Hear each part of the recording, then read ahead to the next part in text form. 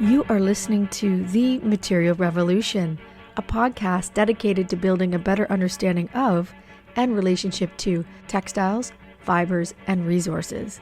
I am your host, Catherine Susi, and I'm sitting down with artists, designers, educators, scientists, and creative thinkers from around the globe about their specialized knowledge and experience in working with fibers, processes, techniques, and technologies with the intention to create awareness, inspire knowledge, address responsible practices, encourage creativity, and to build a material community. So I welcome you to tune in and listen to those who are contributing towards change and a material revolution. Before we dive into today's interview and content, you can find us at www.thematerialrevolution.com. Follow us on Instagram and Facebook at The Material Revolution. And to view some of our video interviews, hop on over to our YouTube channel. Hello and welcome back to The Material Revolution. Today we're going to be looking at a traditional surface design technique known as Shibori. I was able to sit down and have a wonderful conversation with Mary Jaeger in Brooklyn, New York. Mary is an extraordinary artist and designer who is deeply inspired by traditional Japanese textile techniques. Her lifelong passion and interest in Japan began as a young child, and it was many years later that she found herself living and working in Japan. Her knowledge and expertise of Shibori has allowed for her to innovate and approach the traditional practice of this technique in an interdisciplinary way, which has led her to develop a signature aesthetic that is exemplary of her mastery and knowledge of this technique. My conversation with Mary only captures a snapshot into the infinite possibilities that this technique has to offer, not just as a method into producing patterns onto cloth, but as a regenerative design tool that allows for a modernization of a traditional textile technique. But before we transition into my interview with Mary, I do want to bring some context into the technique that we are going to be examining today. Shibori is considered to be one of the oldest techniques in Japan, and it originally would have been executed using indigo dye. However, it is said that this technique originates from China, and it really didn't start gaining mainstream traction in Japan until the Edo period, so that's between the 17th to 19th centuries. And it was because the lower social classes needed to find an alternative to the silk that they were banned from wearing. But Shibori's origins in Japan actually goes further beyond the 1600s, because there are examples of Shibori textiles that go all the way back to the 8th century.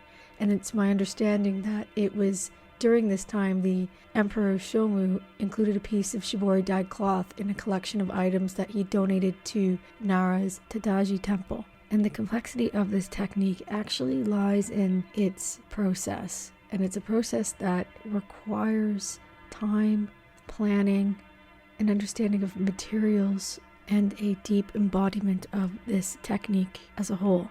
But if you're new to Shibori and thinking, what really is this? What is this technique? I'm trying to visualize it.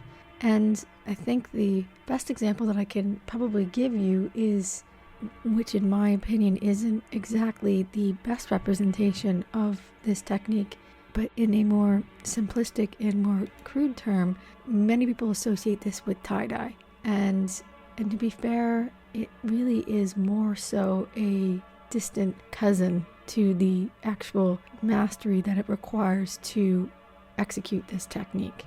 And this traditional technique has been trending in fashion circles for quite some time now. But in my opinion, this trend really only serves as an inspiration or nod to this technique, and is not a true reflection of the level of detail that is required in order to properly execute this surface design technique.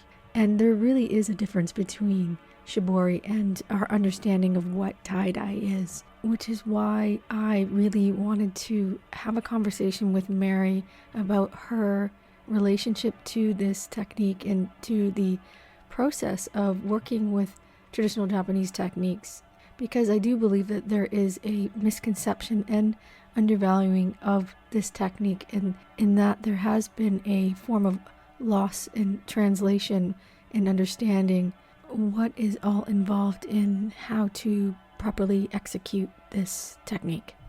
And although my conversation with Mary doesn't dig into the Shibori family tree, so to speak, and break down the different techniques and design styles and aesthetics that have been produced historically, but perhaps I need to save that for another episode. But this is a perfect segue into my conversation with Mary, because she has developed a proprietary process and method for creating her textiles. And it is through her innovative approach to Shibori and traditional textile techniques that she has been able to evolve in ways where she continues to explore the infinite possibilities that this technique has to offer. And I think you will find that my conversation with Mary not only draws upon her knowledge and expertise in working with Shibori, but it also illustrates her passion and knowledge for the history of textiles and how this not only informs the textiles that she designs, but it's also contributed to the conceptual development of two projects, one being the Daily Wrap and the other is the Unfolding Project. So I invite you now to settle in and grab your favorite cup of tea and prepare yourself over the next hour to learn a little bit more about Shibori, but also the innate versatility that this textile technique has to offer and has offered for centuries. I'm Mary Jaeger, and I'm in my atelier in Brooklyn, New York. So welcome, Mary. I really appreciate you taking the time to speak with me today. I have been following your work for quite some time. I first was introduced to your work through the Surface Design Association, but then also through a mutual friend of ours, the amazing and one and only Jory Johnson. And so what's bringing us together today is your integrative approach to the beautifully designed dyed and formed textiles that you produce. And they are deeply rooted in the tradition of Japanese surface design and dye techniques. And one of these techniques, which we are going to be breaking down a little bit today, is known as Shibori. And as I understand it, translated from Japanese, means shaped resist dyeing. That is correct. Yeah. Shibori, the verb shiboru means to wring or to twist. So for our audience today, who doesn't think they aren't familiar with this technique or perhaps having a hard time visualizing through this podcast, I would say think again. There's a typical time period that's synonymous with some of these techniques that we're going to be discussing. And a lot of it came through sort of the revival in the 1960s. And unfortunately, it's been pigeonholed and known as tie-dye.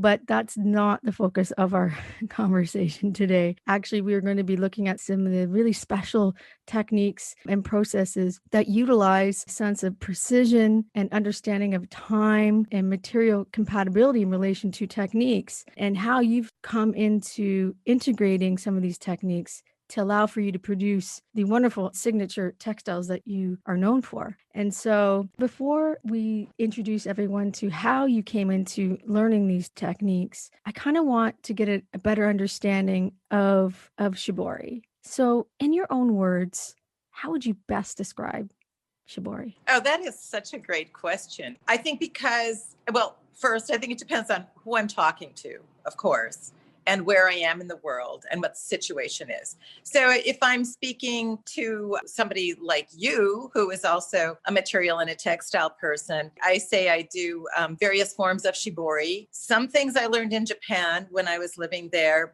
but it's really my adaptation of what I felt came from the East, what came from the West, and I've really made it my own. So I have my own proprietary techniques. If I'm speaking to a customer or somebody that's in my atelier trying on some clothes, I say the technique that I've used to dye these pieces is shibori, which is a Japanese word for to wring or to twist. And Americans call it tie-dye, but it's a much more complex method and much more technique-driven way to put pattern on fabric. And I just wanted to say that what really attracted me to Shibori and what I love about Shibori and that shape resist, that whole shape resist family of techniques, is that when you look at something on the surface, you're going to look at the front of a piece and it's going to be one color. And when you flip it over to the back, it's the same. And there's nothing that I guess appeals to me less than when a surface is just printed on one side and the back is left plain. So I'm very much into that whole idea of 360 degrees and making something as beautiful on the inside as it is on the outside. That's so beautifully said. And I think what I was visualizing, I should say, while you were describing this, is this wonderful sense of how this technique has the ability to bring a sense of continuity. It's not to say that other techniques don't have the ability to do that, but because of the complexity of what is involved in learning this technique, which is why it's so important to stress like the level of skill and technique and planning that is embedded in learning how to properly execute this technique. And in the case of in traditional Japanese practice, you usually learned underneath a mentor or a master of these certain techniques, because it isn't something that you can just, and in my knowledge, I'm sure you could pick up a book and try to do it, but it's not that straightforward. It does require an immense knowledge and skill set between fiber compatibility and technique, and then in relation to the dyes you use. And so I'm really curious, though. I know you just sort of briefly mentioned what brought you to working with traditional Japanese techniques. Oh, that is a great question. And actually, it's really been a lifelong journey. And it started when I was really 4, sitting next to my mom. My father is a dentist, and my mother, you probably don't even know what a mangle is. Do you know what a mangle Yes, I do. is? I had one in my studio in Vancouver. I did. I used to use it for heat setting my, yes. I had two of I have them. one here in my studio. Yes. It's my mom's old mangle. You'll have to come and we'll do some mangling. Oh my gosh, yes. So my mom was mangling my father's towels for the dental office, and I sat next to her. I remember very clearly, it was Christmas time. We had gone to a Friday fish fry, and I bought an ornament that was a gingerbread man. And so I came home, and while my mom mangled, I cut this little gingerbread man, it was about this big, out of a piece of old fabric that my mom had, and dug through her button box and found the buttons for the eyes, and used an old piece of remnant yarn and stitched around it, doing a very loose kind of overhand stitching, and created my very first piece. So that really led me on a journey. And I think, like a lot of people from my generation, I was crazy about National Geographic. So every month we would get National Geographic, and I would grab it and I would look for anything in it that was exotic and unusual. And I do remember seeing different parts of Japan represented in that magazine. But when I was 10, after Sunday school, my parents took us to an exhibition at the Madison Arts Center in Madison, Wisconsin. And I remember walking in, and it was a very long corridor with it was a very simple gallery, 2 sides to it, and walking down this long corridor of Japanese ukiyo-e woodblock prints of beautiful women. And so here I'm a little 10-year-old. I'm like really happy to be, out of catechism. And I'm walked down this row of Japanese prints, and I saw this one that I just stopped. I can still remember exactly what it looked like. It was this woman that was so exotic. She had this very tight red lip and very thin exotic eyes, and just like a little sliver for a nose, not like my nose at all.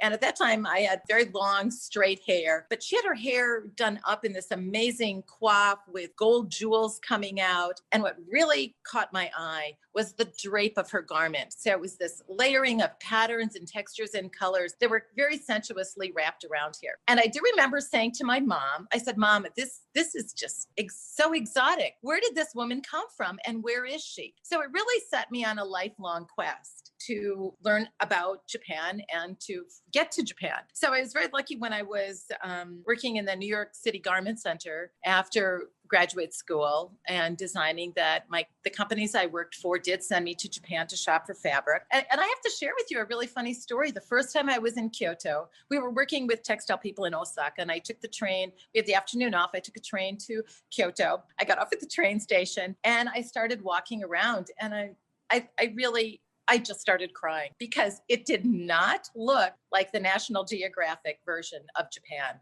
There were no beautiful women walking around with kimono and geta. There were no very handsome and exotic samurai. It was just a lot of cars and a lot of honking. So that was just kind of the beginning. But what attracted me to go to Japan and to study was a textile design technique called Teigaki Yuzen. Okay, I'm actually not familiar with that, but please, I'm really interested in learning. So Teigaki Yuzen means, it translates hand-drawn yuzen, and it was developed in the golden age of textiles in Japan in the 1650s by a monk whose name was, I believe it was Miyazaki Yuzen. And he used fans as the basis for his artwork. And he started drawing on these fans using a very fine resist and then shading. So they were very pictorial representations of Japan at that time that he would depict on his fans. So that became translated onto textiles, thus the name Yuzen. And the Teigaki part was hand-drawn because it can also be done with screens. And in contemporary kimono, the contemporary kimono world, you can work with screens. So it's the only textile design technique that's truly Japanese. Everything else, was borrowed from another country and certainly refined and adapted into the Japanese culture. But Teigaki Yuzen is the one technique that is truly Japanese. So I could not go to France or Paris and study it. It's not a European technique. It certainly is not an American technique. And that's really what pulled me to Japan. That's the thing about textiles, as you very well know, it's complex, it's diverse, it's universal, it's not a linear subject. And there are so many different techniques and processes that, traditional or not, that there's a layering that happens. It's a wonderful field to learn about each other as a result of it, and which is one of my motivations as to why and what has driven me to produce this podcast. Which is super exciting, because I also think there's one other key term in there that we should talk about, and that's adapt. Because you have to, it's not until you really understand how these techniques are done and how they're used that you can really move it into, in some cases, a contemporary context as an art form, and also into a contemporary context as a means of expression. Yes. In my case. So I started working with Shibori because when I came back to the States, there was no way I could do Teigaki Yuzen pieces. In Japan, there were, I think it's something like 35 different kojos that work in this process of putting together a Teigaki Yuzen kimono or obi. Right. So it's just cost-wise prohibitive. Yeah. And to be a master at all those 35 or techniques, whatever it is also, can you imagine being a master of 35 techniques? No, we are in the age of specialization when it comes to our field, but I think you do have to minimize, because it's wonderful to learn new techniques, to breathe new life into the skill sets that you have mastered, but it doesn't mean that you have to be good at all 35. I think we just don't live in a society that appreciates that, or in a culture that can afford that. There isn't the same kind of understanding or respect for that knowledge. It's a skill set that is deeply embodied, and for some reason there often seems to be a disconnect when it comes to having this sort of embodied knowledge. It's often devalued. To kind of bring in a focus a little bit in relation to how you've chosen to position Shibori in conversation with some of the other techniques, in particular to something that you utilize, which is a significant part of your identity and what you do, is the tuck technique. And so for people who have no idea what this is, can you explain what this is? Oh, sure. I'd be happy to. I just want to back up one sec. This took me, I was in Japan for 8 years and went to school and studied in different kimono ateliers and kojos, and also designed in Tokyo. But there's one really big reason. Well, it would just never work for me to do Teigaki Yuzen in my studio, but something that I have learned and adapted to work with. And that is, and this is very cool, that's a Jinaoshia-san. And that is the guy, the atelier that you take your work to when there's a little mistake in it. And he is able to remove the die and fix it so that it's absolutely perfect. And there is nobody in New York, what, or certainly North America, that I think can save me from my mistakes. So I think that is just a really cool thing. And a lot of times when there's a little mistake in perhaps the way the nori was applied or the dye ran a little bit, do you know how they fix that or what is done? Please share. For kimonos that are literally hundreds of thousands of dollars inlaid with diamonds, they put a little gold foil on it. So I think that kind of leads Smart. me into the whole Shibori quest, because I think Shibori as a dye technique, as a shape to resist, is very forgiving. So when I first started looking at Shibori as a dye technique, when I set up my atelier in Tribeca in New York, was to look at something that I could do completely in my studio and to look at a technique that would be adaptable for many different forms, whether it was an accessory or a garment or an interior product.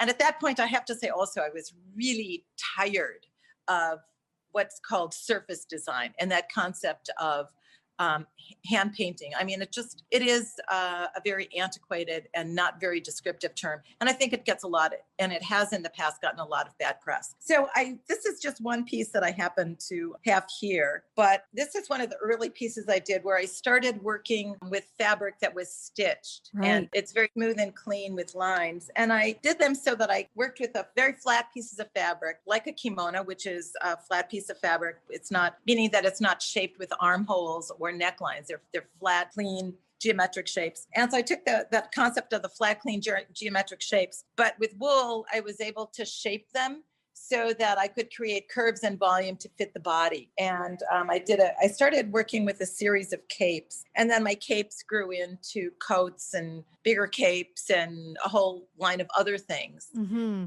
And then at one point I decided, well, I certainly have done a lot of tucking and beading. And now I'm ready to go back and look at how to apply surface pattern again. And that's when I looked at, actually, this is the garment. I looked at this shirt that had been in my collection. I called it my trapezoid shirt. And it's silk dupione. It was oversized, but I hadn't sold it. And I wanted to do something to make it a little bit more exciting.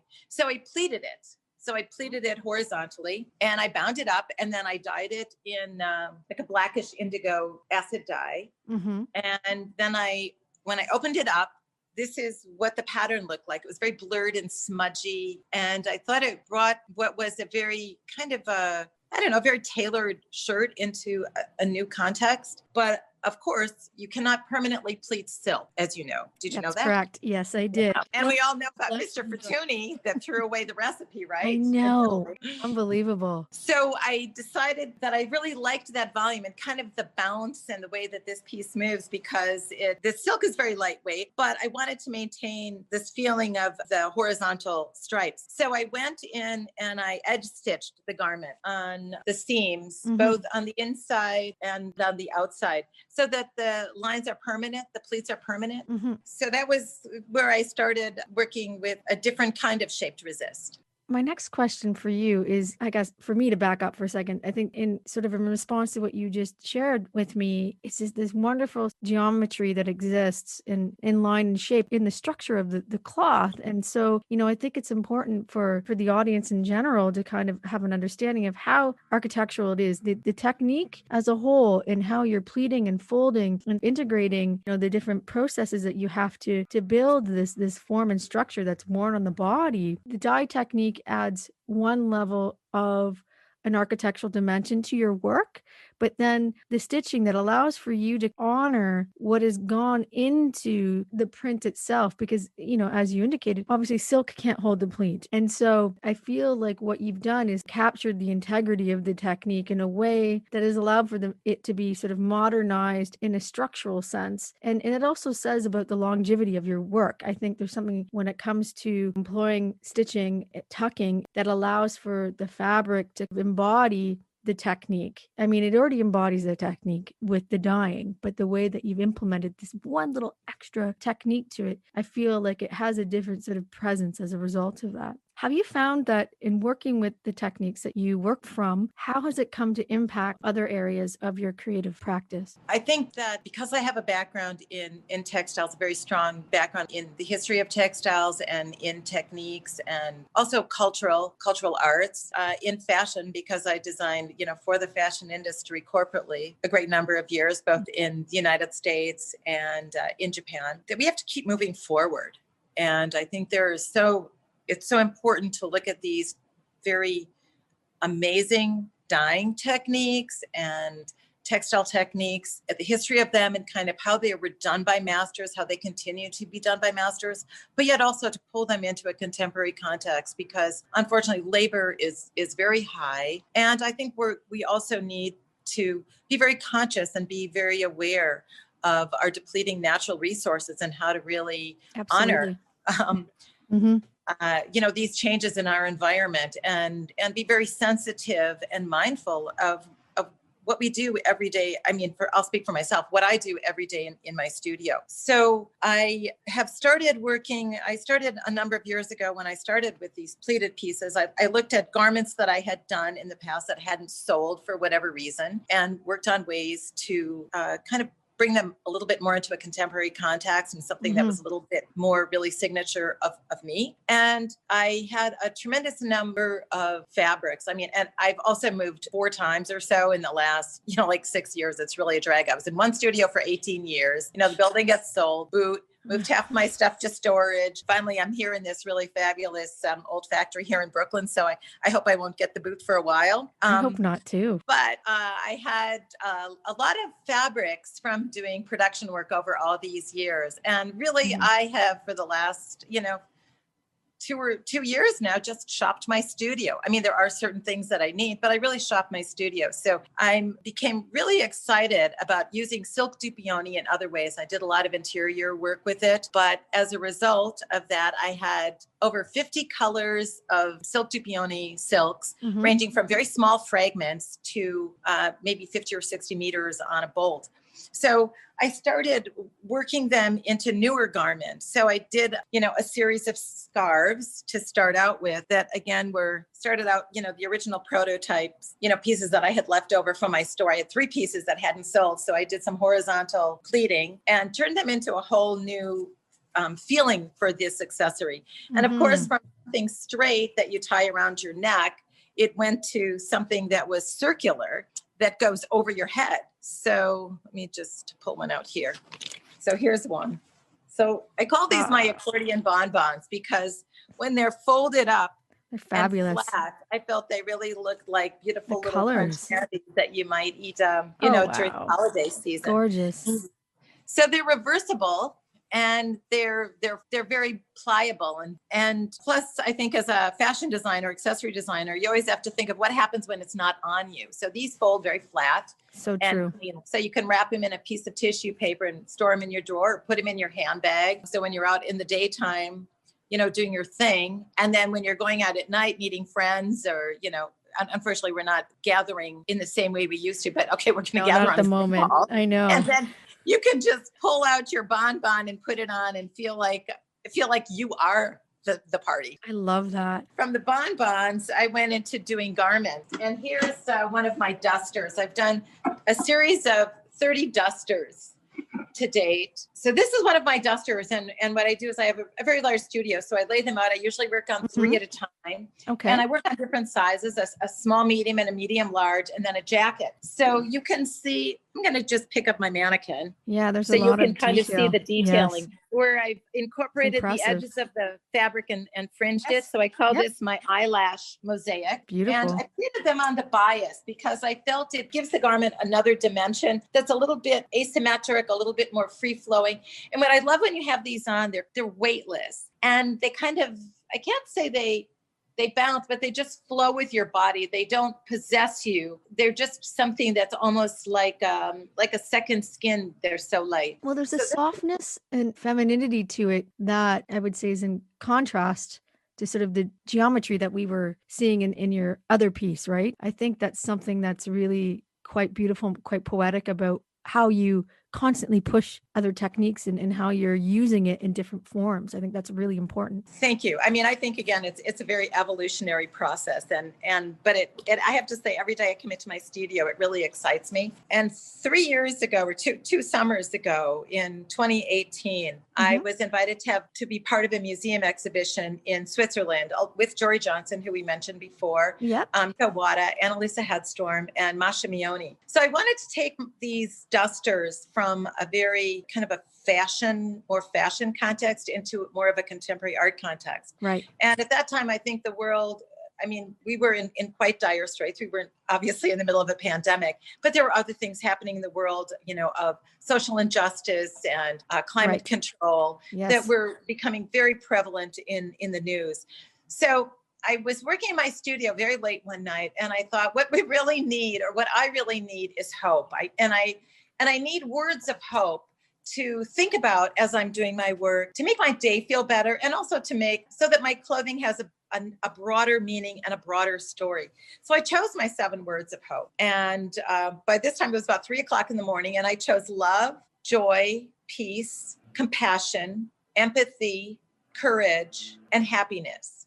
And each word has a very important meaning to me, and each one has its own story. And then I embroidered one of these words. Can you see that? Yeah, courage. Courage on each one of my dusters and on my accordion bonbons, so that when they're worn, the wearer can really think about that quality and hopefully embody it and have it be part of their day and part of their life. Coming back to my comment before, just there's such beauty and such presence and such poeticism. I mean, they're embodying these techniques, but ultimately, I believe, and I truly believe this because I've experienced it in a different way in my own practice, is this how that translates to the wearer, even if they're aware of that or not. It's quite a magical transformation when you see that piece when it meets the right owner. But I think the way that you've brought a consciousness into, how you employ these techniques and how you are resolving your own experience. I mean, yes, we are living in really challenging times, environmentally, politically, health-wise, just everything is essentially shape-shifting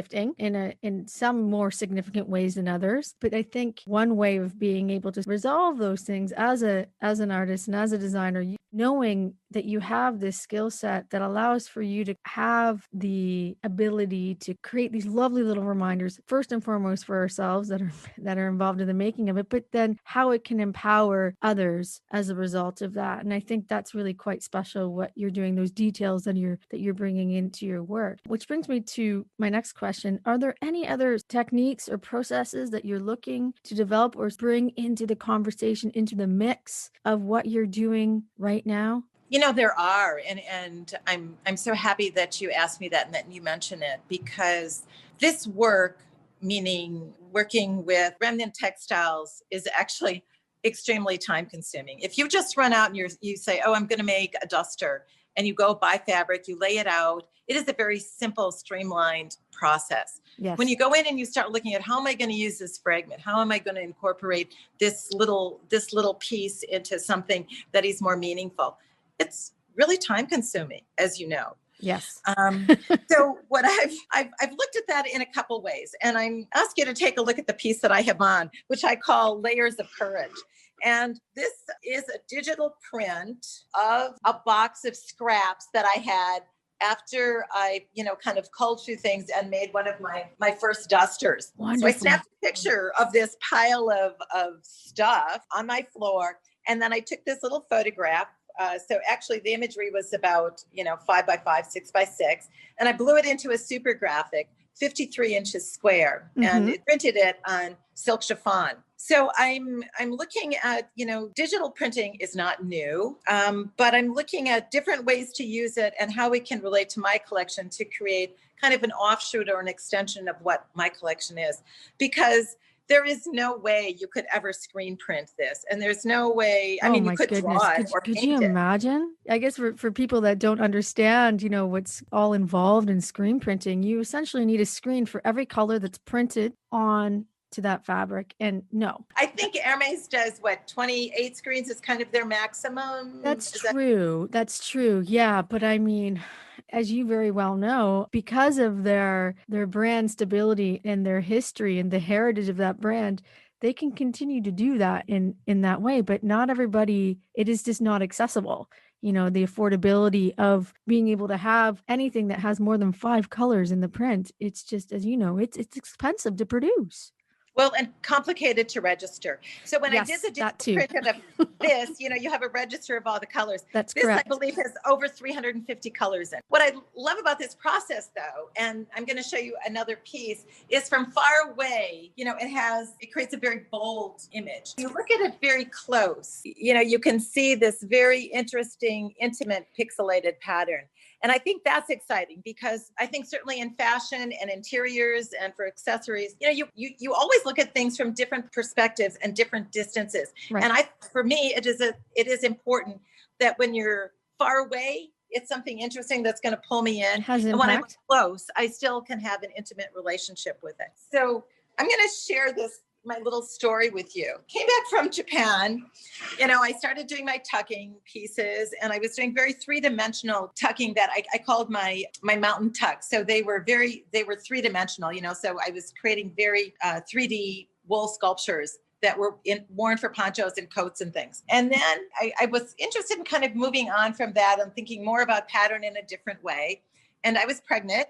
And my sister sent me a massive box of baby clothes that her 2 children had worn. So I pulled out these baby clothes and I was like, oh, this is super cute, but I am never going to put a used t-shirt on my new baby that has smudges on. So I started over dyeing them. So this is also a good reminder for me to have in my studio, because this is the size we all were. In fact, my daughter swam in this when she was born.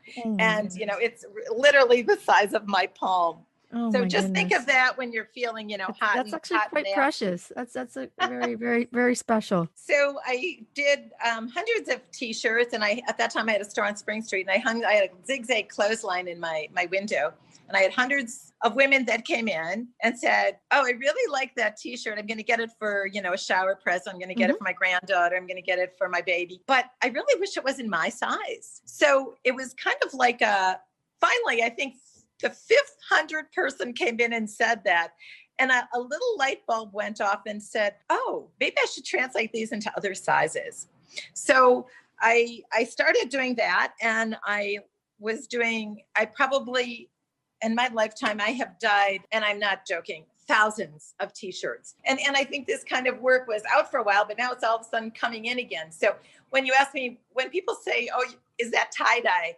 I actually do cringe a little bit, because it is a little bit more technique driven than tie-dye. And I have to say, like the t-shirt, tie-dye, we all know there's this unfortunate association between the two. But the thing with what you just shared, it shows the difference between a traditional tie-dye t-shirt that we all associate with and someone who really understands the power of how to utilize this technique, like the level of impact and precision, and how you've managed to create this composition that is so modern. That is not your everyday tie-dye shirt that we all associate with. I see the relationship of how you've evolved from that into how you've expanded that with the other materials and forms that you've worked with, but it's still very architectural and very modern.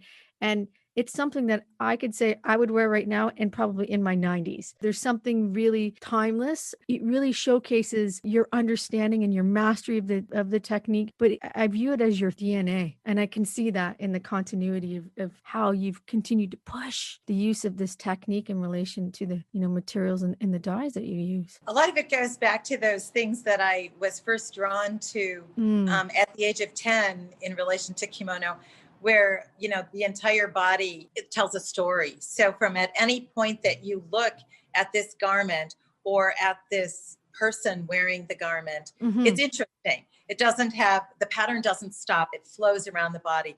And that is really one of the reasons that I went to Japan to study, because I found that to be fascinating. And I do incorporate that in a lot of my work today. So when you have this t-shirt on, and there's actually another one I should show you that is my signature with when I started doing what I call my hip circles. It's the pattern flows around the body. So it looks kind of got a negative space on one side and you have a positive image on the other side. And it gives your eye something to think about. Depending on the material and the end product that I'm looking for, I work with different kinds of stitching techniques also. So for example, this is called Nui Shibori. So this is the t-shirt. First, it was white, and then I overdyed it with a little pink. And now I'm doing the hand stitching. Wow. It's beautiful on its own, but I completely understand it's just another step in the process. So what I like about this is what I mentioned before, the inside and the outside are patterned. And here, the pattern, kind of flows around the body. And then one of my signature stunning. is to do a circle of some form, circle or oval or ellipse on the sleeve, usually on the right sleeve. So that when somebody's walking down the street wearing my piece, it's mine because there's a circle on the sleeve. So then I take this one step further. This t-shirt, which is now finished. Oh, I love this. It was white, and I stitched it with blue thread, a heavy blue cotton thread. Mm-hmm. And then I photographed that process and blew it into a super graphic scarf. I absolutely love that. And then it was dyed, and I took this piece, the t-shirt, and I kind of collaged different portions of it and overlapped it, and again took a picture with my iPhone and created this. Wow, the impact. It's so interesting in how you've taken inspiration from the traditional technique itself, that literally where you had to physically use the hand to produce the imagery, and then you've allowed yourself to transition it using a completely different technology. But the thing is, this isn't a textile design that you could have sat there and just sketched. You have this relationship with this technique, but you also have this ability to transform this. Not only have you chosen to take a very integrated approach, but you continue to sort of interrogate what possibilities exist in using the different techniques and applications that you explore. So with that being said, is there anything about your knowledge and your expertise in working with these techniques that continues to surprise you? Oh, every day is more like not just a surprise, it's a shock. And I think that really is the fun of it, because once I have this scarf, I went through another process as I've got this scarf. Okay, it's 84 by 42. It's got an image on it, but I thought, oh, how can I put that in? The fashion designer comes out in me, and I say, well, how can I use this scarf in other ways? I took this scarf. You can wear the scarf as a scarf. I also created a long poncho. So it's kind of like what I have on, but this is the longer poncho by putting a hand-stitched silk charmeuse bias binding on. Lovely detail. Following the concept of, I love that. Kimono and the red under kimonos. I put just a little touch of red as an accent and to really give it a little personality. And then I did a kimono shape out of it with sleeves, that you can wear belted or loose, which is great for now. Let's face it, we're all gathering virtually with our very intimate pod for Zooms. Yes. And for holiday parties. And I so much feel that as women and as men, we set the tone for the party, and the way that we show up and the way that we dress really has the power to change the mood of the room, and also to bring some levity and joy, because really what could be more fun than sitting down in a Zoom in this kimono robe and putting on a really fun bonbon that has, similar colors and just brings like a whole different concept of fun and attention. And that's perfect for your outfit right now, by the way. And then I also thought, well, what else can you do with a scarf? You can wear a scarf as a poncho. You can turn it into like a kimono robe. But I saw this fascinating exhibition at MAD, the Museum of Art and Design. It must have been last December. It was before COVID. And there was a designer who did scarves called Vera. And she had created a 5-corner scarf. So what do you think a 5-corner scarf is? You're a math genius. What do you think a 5-corner scarf is? Well, I think of a little extra loop that's added to one of the corners. Well, that could be one way. So can you see this? Yes. Okay. Yeah. At a diagonal. Yep. I get that. And now I've got 5 corners. It can become kind of its own garment and wrap for just having kind of fun with it. But so I think a lot of it comes from necessity. I had to think of different ways to wear a scarf is where we innovate. And a lot of it comes from extrapolation, where we see, somebody that has had a museum exhibition or written a book, or, somebody like you that's doing a podcast, and there's just one little spark that triggers, kind of like a whole lifetime of exploration. So in your opinion, what misinformation do you think exists about perhaps the techniques that you use, or in general that you would like our audience to know about? I think it's an important question. Let me just kind of struggle through a little bit and throw some stuff at you. Please, that's fine. Let's see what sticks. It's understanding of design processes and how something goes from an idea or a conception or a sketch to a finished product. Like I was describing before, why I cannot do Teigaki Yusen successfully in my New York atelier. Right. Because I don't have all the pieces to make it a whole. And I think there is a great misconception, number one, around the concept of handmade and around the concept of craft. And then I'm going to also throw in the concept of art and what makes art and not craft, and craft and not art. And how do they meet and where do they meet? And I think a great deal of it is cultural. It depends on where you live and kind of your ideas and what society has told you craft is or art is. And, it is a really good and a really relevant question. And I think there is also that need as artists and as craft people or designers. However, I refer to myself using all those words depending on who I'm speaking with and what I'm speaking about. It depends on, I'm just going to say in my case, it's really the time that I've put into my education and the time that I've put into my craft, so that my hands are really my tools, and the way that my hands and my eyes and my brain and my whole body work together. When it's good, it's really in a flow. And when it's bad, then, I kind of stumble along and I have to call that Jinaoshia-san to, fix my mistakes. But I do think there's a great need for understanding and for looking at not only traditional arts, but as we move forward, how do we want to move forward out of this? I'm going to call it a time of chaos. I think we are really in an international crisis in terms of chaos politically, in terms of social injustice, in terms of climate control, all subjects that we have touched on today. And I'm going to throw in another thing, and that's education. How are we educating young students and young children now so that they can develop their eye and learn an appreciation? Because I was not born with this eye. I was not born with the ability to use my hands the way that I use my hands now. And, as I age, my hands and my ability to do things is also changing. I look at my daughter who's, taking a gap year, getting ready to go to college and to school. And how is she going to develop her talents and her craft? And how are we going to work with these young children now that are learning virtually and remotely, and these, hybrid, all the terms that they're using to describe education for all people? How are they going to come out of it? And what is going to be important to them in terms of how they use their time? We all have time, when we're kind of chilling after dinner or, in the evening. How do we use that time? And how do we, as individuals, want to develop our own skills? Because I think it is in everyone's innate ability to do art and to do craft and to do things beyond what mass market production has kind of taught us is of value.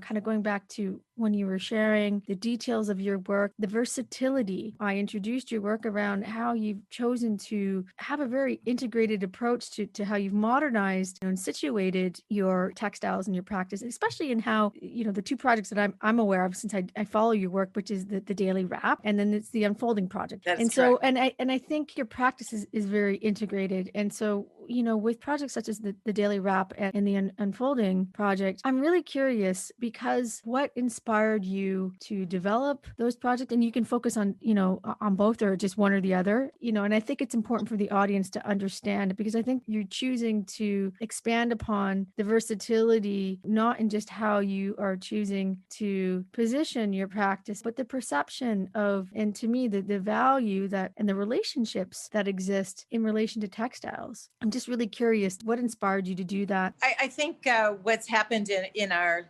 contemporary society is everything needs to have a brand. We're so hammered with how do you present yourself to the world? How do you communicate your message? I think a lot of them are very overused terms. How do you tell your story? What is your story? And I sat down one day when I first started doing Instagram, and I was not attracted to Instagram at all initially. And I'm not a fan of Facebook for a lot of reasons. But I looked at Instagram and I thought, okay, I think I had the app downloaded and set up an account probably a year before I even started doing something on it. I just put up one thing and I thought, oh, this is something I can kind of poke around with. I was sitting around one day and I was like, well, I can't, like, what am I doing in my life that relates to Instagram? What is this all about to me? How is Instagram going to develop as a social media tool? So this was quite a number of years ago. And I thought, I can't just start throwing stupid pictures up on Instagram, because I actually did. I'm going to go back to Jory. Jory was here visiting me and we walked across the Brooklyn Bridge with my family one night for dinner. Mm-hmm. I took a photograph on the way back and I posted that picture on Instagram. And about 2 weeks later, my daughter said to me, at that time, I mean, maybe she was 12, 13, she said, take that picture down. I was like, why?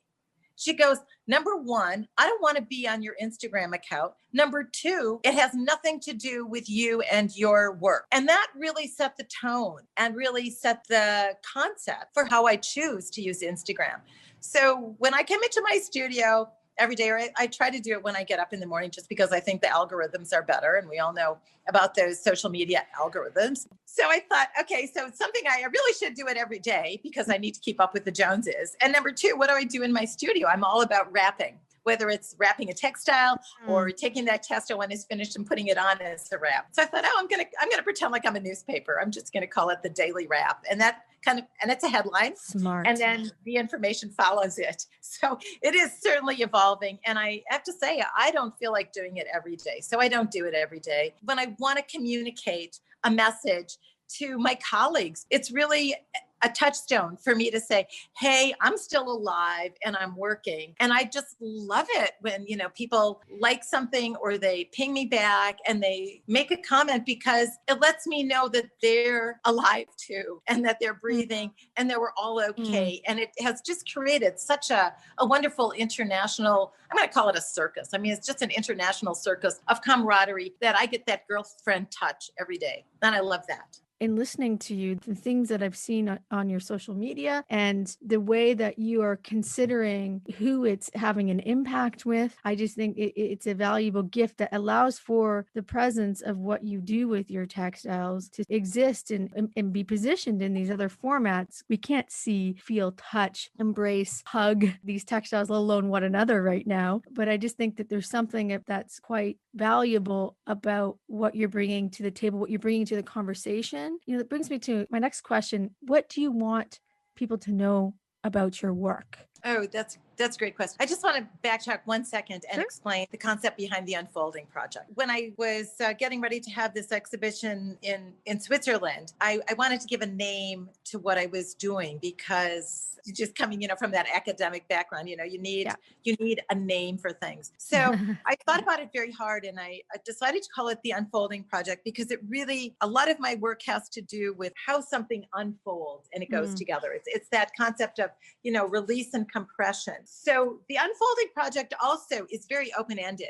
So it gives me a lot of possibilities to grow with. And and I feel that it really can embody many parts of my work, because my work is all about unfolding. And that surprise, or that sometimes it's a relief, sometimes it's horror. I mean, I never really know exactly what it is going to, what my emotion is going to be, or how someone else is going to react to my work when it is unfolded. So it's also adds that element of fun and a little bit of humor and it's that unexpected journey that we're all on. So Unfolding Project will continue, because I think a lot of things I do are unfolding, and it makes me look at it in a different way, because instead of having everything just be a one-off, it's very sequential, and it is this whole journey, or which I think is also a hugely overused word, but this whole this whole path that we go on, this path of discovery, and as we look for answers, because I think every day when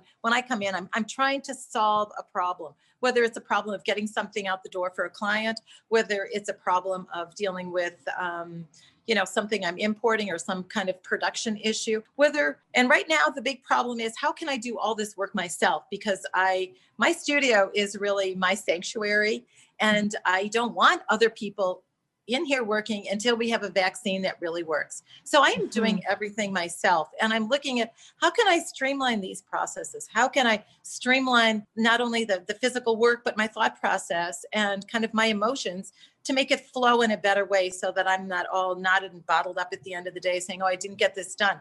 How can I plan my time so that I can really make this work and really enjoy the process, because our lives are spiraling at such a fast rate that, I want to hold on to this. I want to hold on to these really precious moments and be mindful of what I do every day. My mom passed away at 97 and a half 3 years ago. And it really had a very big impact on me because she was, such an anchor in my life and so important to me as I was growing up. She was the person that said, hey, I know you've got this great job in New York, but, and I know it's, kind of your boot camp years and you're gaining experience, but you've been talking about going to Japan since you were 10 and learning these techniques. You better go. Don't wait too long. Lovely. So it's that, that little voice of my mom and kind of her presence with me every day, just saying, just keep on going, just push that pencil a little bit every day.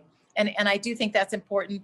And it all comes under that concept of the unfolding project, so that when I look back at what I've done, I can feel that I have made some kind of a contribution to the world in terms of beauty and in terms of respect and in terms of just giving maybe a sense of joy and happiness to people that otherwise might, not have that in their lives, just by looking at the color, kind of looking at the way something does unwrap. So that is what I seek every day. And I just want to respond to that quickly, saying that I think it's very timely. There is so much uncertainty, since the beginning of this century. And I'll say I was listening to a podcast earlier today, actually with Brene Brown, and who she was interviewing, they were kind of giving statistics like, this is just the beginning, like this next century is just going to be a continuity of uncertainty in no other way that we've ever seen in history. So, I don't want to bring on doomsday stuff here, but I think what I want for you to answer for me, which I think you kind of just touched upon a little bit in your last response, is that what do you want people to know about your work? Oh,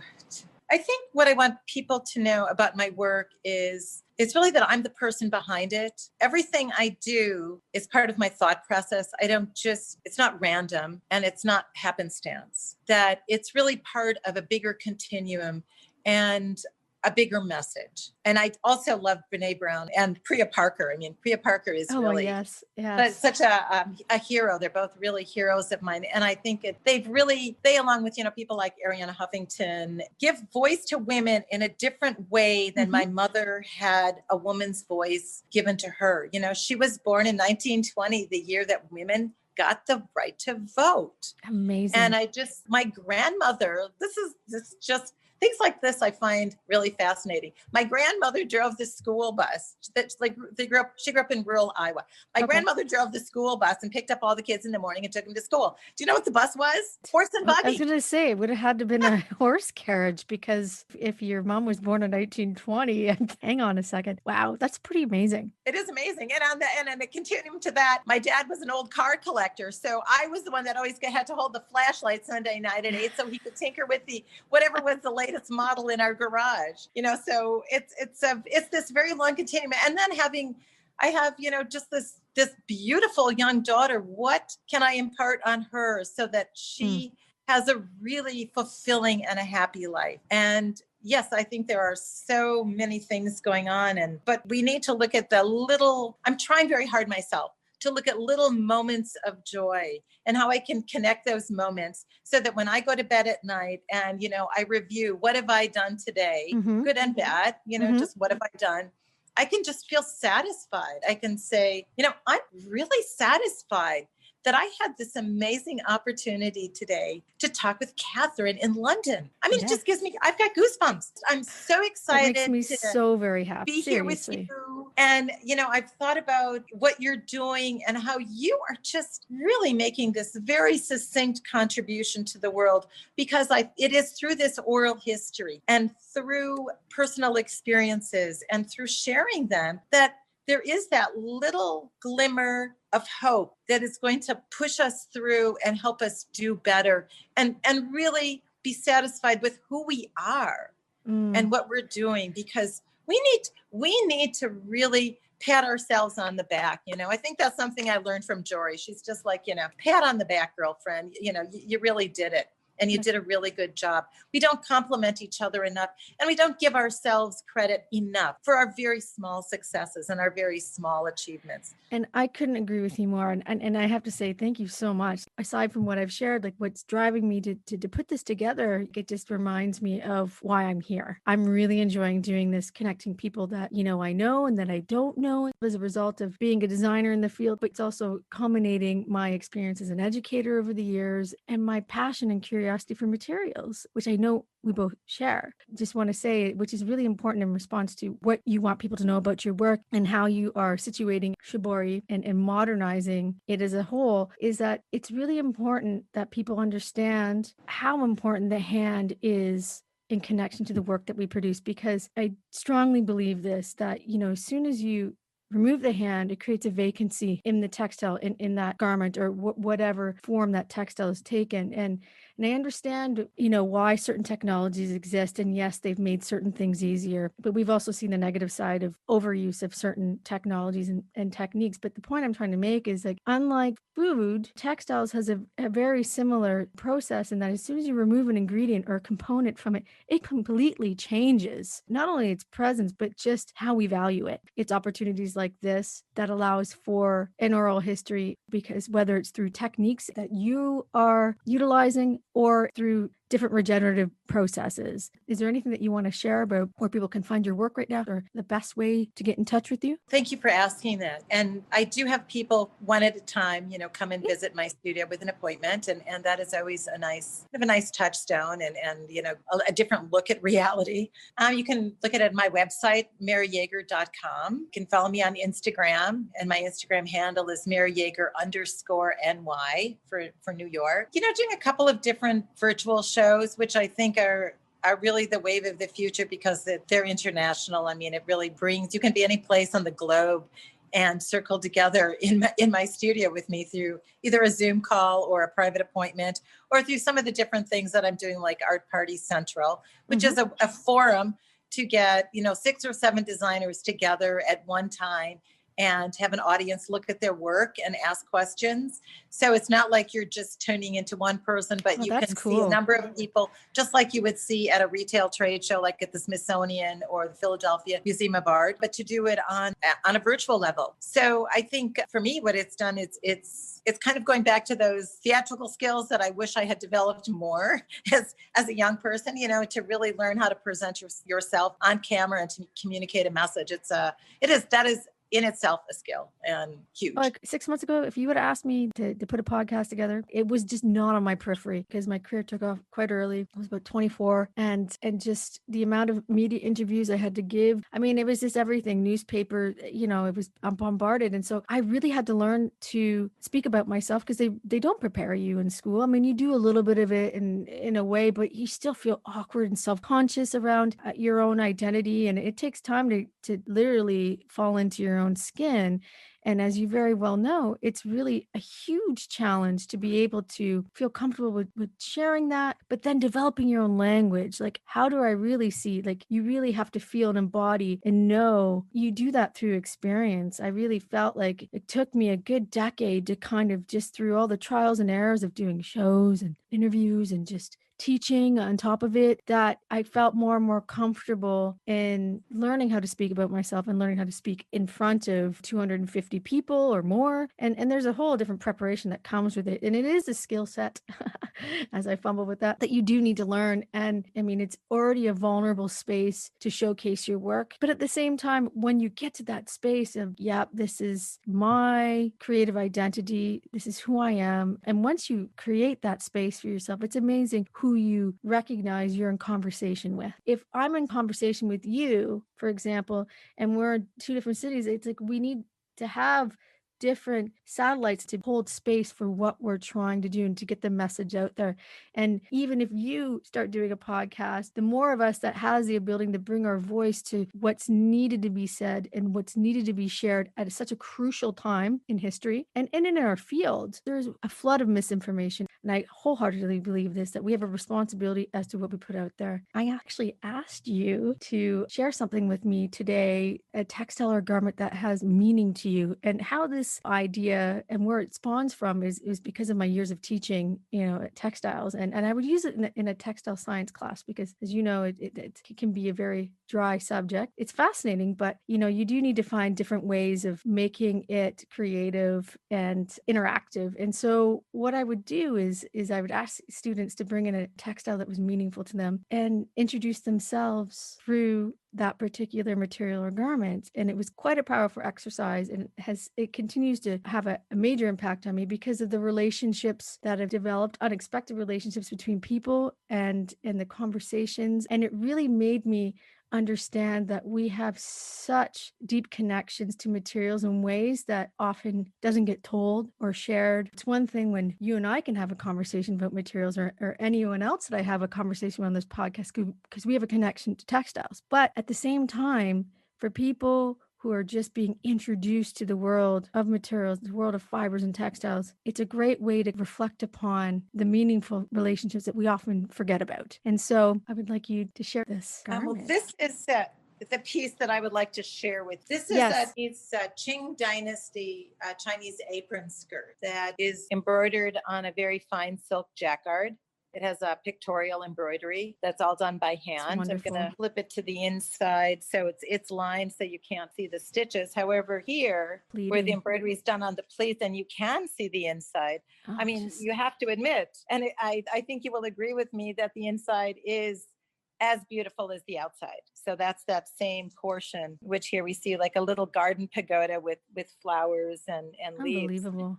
So I think this is a really special piece to me for many reasons. One, I love the design of it. I love the colors. I love pleating. I love this very fine damask. It's either, kind of a damask jacquard fabric. And so I love the design and the pattern. I love the way that I happen to acquire it. It's a friend of mine, Susan, and her father, Jake, who I met in Kyoto. They're from San Diego and Phoenix, respectively. And Jake, Susan's father, did a lot of work in Southeast Asia and China in the 60s and 70s when China was just kind of beginning to open up. So he had a really interesting collection of antiquities when he passed away. And Susan called me up and said, I've got this apron skirt. Are you interested? And I said, I had to think about it a little bit, but then I was like, yes, absolutely. I just said yes, sight unseen. And when she sent it to me, I was really overwhelmed because it is in such perfect condition. I've looked at a lot of museum pieces since this has come into my possession, and this is certainly one of the finest pieces. So thank you to Jake and thank you to Susan. Then there's another level that really interests me, and that is who wore this skirt when it was made. I'm going to guess she's the woman that wore this probably did not do the embroidery, but I could be wrong. And there is a little bit of machine ribbon here, which I think is quite interesting. This ribbon here was done on the machine. So this is dated somewhere between 1850 and 1910, but it's probably closer to the turn of the century. But I really wonder who this woman was. So when I started working with my unfolding project and was doing my dusters, it's 3 o'clock in the morning. I'm in my studio by myself in Soho.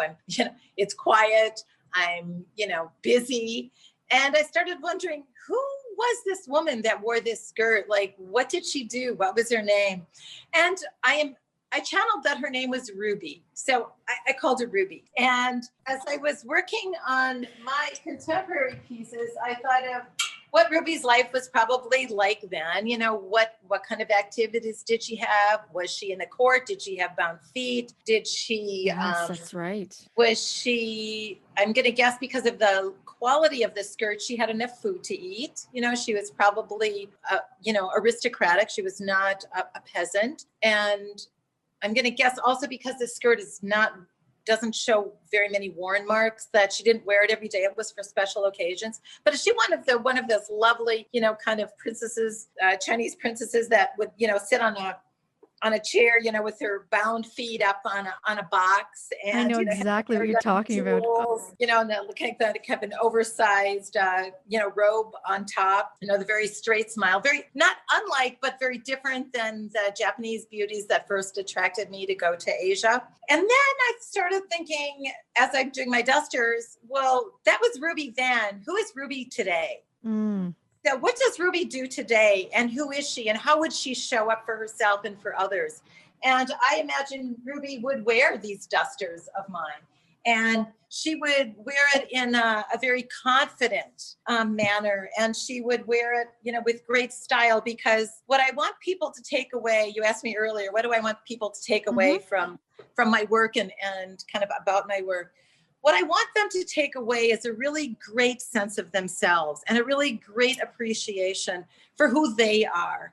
And so when I always make sure that when my clients put a duster on or a bonbon or a tunic or a scarf, that they feel that it really works for them. It's very important that it's an extension of their personality and who they are. It's not creating something or somebody that they're not, because then they won't feel comfortable and then they won't wear it. And when people acquire my work, I want them to wear it. I want it to be out and to be enjoyed and to be seen. But most of all, I want them to feel good about it. And in fact, my favorite line ever was when I was working with a client and she put on, I think at that time I was doing kind of the big, tucked wool shawls. She put on one of my capes and she stood and she looked at herself in front of the mirror and a tear rolled down her cheek. And she looked at me and she said, "This is more me than me."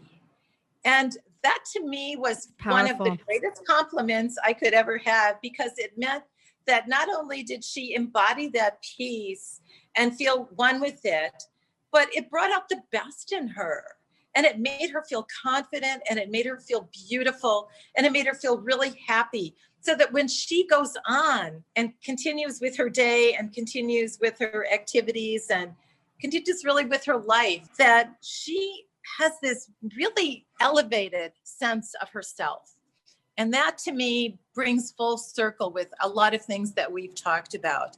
Because whether, you were a beautiful woman in the 1600s wearing kimonos and wraps and, kind of had, of course, a very plain kimono on the outside, but you opened it up and it was, really wild and fiery. That's right. Yeah. Or you were Ruby in the court and had these, very exquisite gowns and had enough to eat, but maybe didn't have other opportunities, to a Ruby now who really is very worldly and very global, caring, giving, sharing, has a great sense of herself, and, is able to embrace the changes that we are certainly all encountering. And I do have to say that I am so, number one, I'm so honored to be part of your podcast series. And there is one really great hope that I have as you move forward with these series and as people listen to what you have to say and to what your guests have to say and how you and they communicate their message, is that people will sit down and examine their own lives and think about what they can do better to make it, of course, better for themselves, but really better for everyone.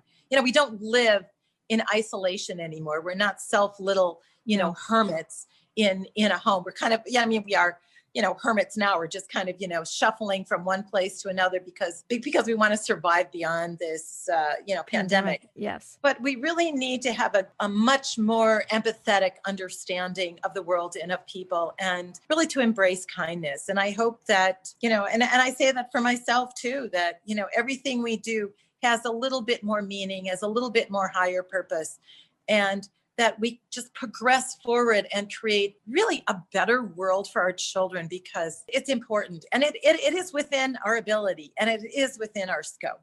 It is a healthy reminder as to why you, and I can say, because I've had similar but different experience, it reminds us of our purpose. I do think when you work with textiles, it is such a powerful tool. Yes, it's undervalued and there are a lot of misconceptions. But what I do feel, you have the ability to interpret your knowledge and skills with these techniques using materials that just extends that powerful role, that energy exchange continues on with the wearer. And the fact that that person had such a powerful embodied experience in relation to that, it just shows that textiles are, it is just an ultimately powerful tool. And I think we need to have more and more discussions around that. And I think, I recognize that, you recognize that, the audience listening to this there will be a lot of textile people, but I also think there will also be a lot of people who don't understand or want to learn more and are curious about materials, because there is a lot more information that's out there than ever. And a lot of it is a result of a very necessary shift that needs to happen in relation to our knowledge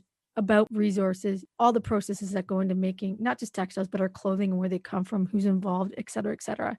And so I just want to say thank you so much for taking the time to speak with me today, because your knowledge and experience, if I could bow to you right now, which I can't quite do in the same way, virtually as I would in person, I think what you're doing, you are bringing such value to not only the history and lineage, these techniques into your life and into your work, and how you are continuing to rethink in so many different ways. I'm really looking forward to seeing how things unfold for you, literally. And I cannot wait to visit your studio when it's possible to do so again. So thank you again, Mary.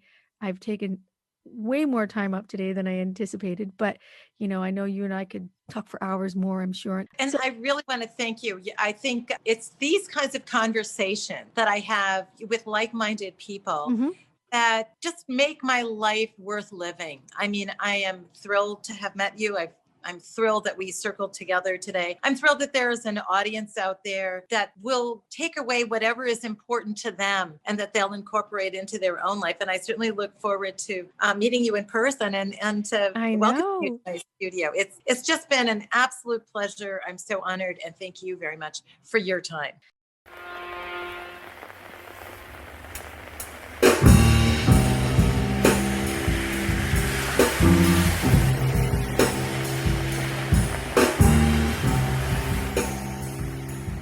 Thank you, everyone, for tuning into this episode of The Material Revolution. We hope you enjoyed it. If you have any questions, comments, or perhaps you may want to suggest a topic, material innovation, or an expert that you would like to hear on an upcoming episode, please reach out to us via email at info@thematerialrevolution.com, or you can contact us through any of our social media channels. If you haven't done so already and have enjoyed this episode, please make sure you subscribe to the show via Apple Podcasts or from any platform that you're choosing to listen to this from. We would appreciate it if you could rate, review, and help us spread the word by sharing this podcast with friends. And if you would like to support this podcast further, consider visiting our Patreon page and make a pledge. You can do this by accessing the link that's located in the episode notes of this podcast, or you can visit our website or any of our social media channels where we will have that link made available. Well, that concludes our show for today. We hope that you left this episode feeling more curious about what can be done with textiles. Music for this podcast is provided by Interior Design, composed by Rob Mathrew. If you dig it and you want to hear more, please visit the link included in the show notes or visit our website for more information about his work. You can also find images from today's episode located on our website, www.thematerialrevolution.com, and other show highlights are available on our Instagram, Facebook page, and YouTube channel.